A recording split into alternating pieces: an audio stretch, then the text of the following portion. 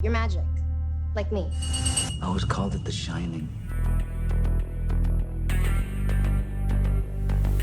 So Mike, Yes. I actually was talking to you for Nerdist 5 years ago for Oculus, and when we talked, you mentioned to me how much The Shining was such a huge influence on you, and now here we are 5 years later. How are you feeling about that?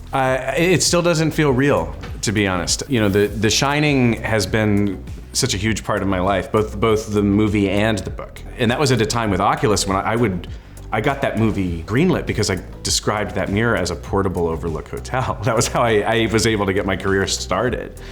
So yeah, it's completely unreal, and it's been a very kind of intense and intimidating experience for the last 2 years without fail. So Ewan, I am a big fan of both the book The Shining and the book Dr. Sleep. And so Dan's journey throughout Dr. Sleep is intense. And I've been told that it was really important for you in the adaptation to keep a lot of his rock bottom moments. Yeah, it was one of my driving forces for wanting to play him, was to explore alcoholism through him.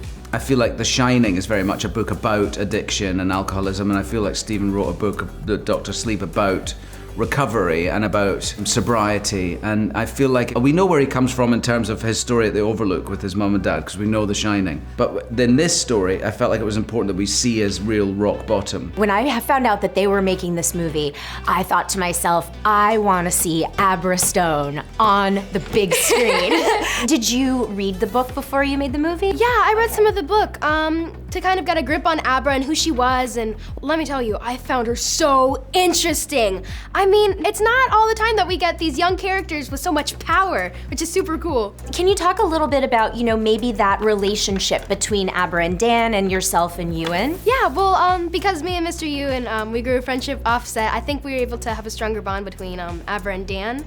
And he's just so extremely talented. Watching him work was so amazing, and I mean, it wasn't that hard to work off of him because of how awesome he is. She's the one that brings him to finally face his fears. It's so interesting what he's writing about Stephen King, and of course, in Danny's case, he has real demons to fear, like really, as opposed to just our inner demons. You can drink away the responsibility to sort of grow and face your fears, or you can choose a different path where you have to face up to them. And we see that he does that to an extent, with his friend that Cliff plays. 8 years of sobriety and a life that's ticking along. He's got a small life, but he's happy and he's getting there. That's when she challenges him with saying, you've got to come and help me with this horrendous problem. And he's like, no way. Well, before I let you go, the last thing I want to ask is long-form storytelling. The Haunting of Hill House was such this wonderful experience for fans of horror and drama. The Overlook has so much history. Yeah. Could you foresee maybe going back to the Overlook? God, that would be so cool. I would love to do that. Yeah, the beautiful thing about the blueprint that King created with, before the play, when he wrote out his kind of history of the Overlook, it's one of the most unique kind of spaces in horror, and I think it exists in all of our imaginations. That's how I felt when I walked on the set. It was like I'm walking through my own memories of kind of what a horror movie could be. Any chance that I could have to inhabit those spaces again, I would jump at, I think that could be really cool.